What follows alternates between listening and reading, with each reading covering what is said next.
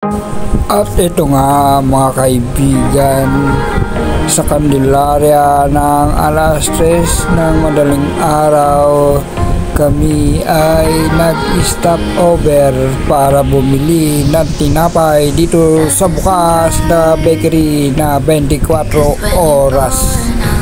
Ayan po ang aming binili.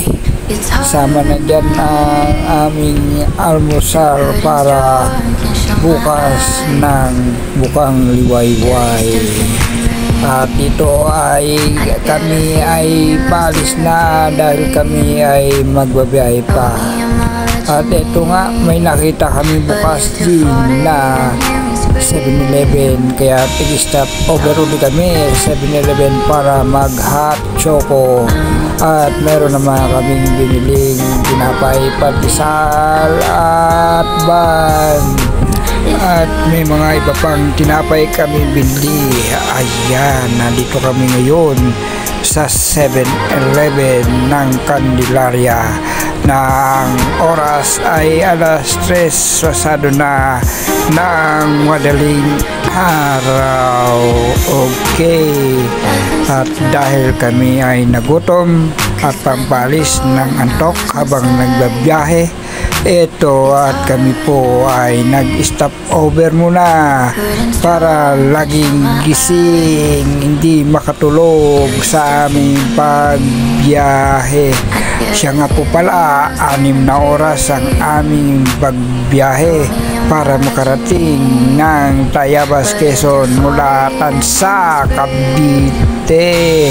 Kaya ngayon ay ito, dahil malapit na kami, nakikita na namin na talagang nalapit na ang aming pagdating sa Tayabas. Candelaria na kami.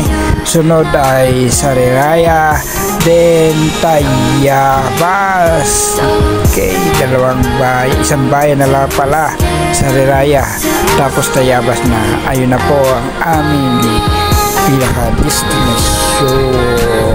Kaya ngayon ay chill muna kami dito sa 7-Eleven.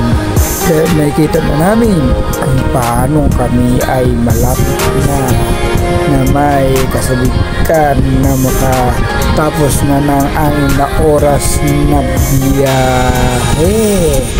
Ayan, sanayan lang po yan mga kaibigan. Kailangan pagbiyahe, makatulog ka muna para sa paglalakbay, hindi makatulog. Ayan, dito pala yan sa likod ko, yung mga gustong-gusto ng mga bata. Ayan, no, sa 7-Eleven yan. Nakaw, yung mga laruan.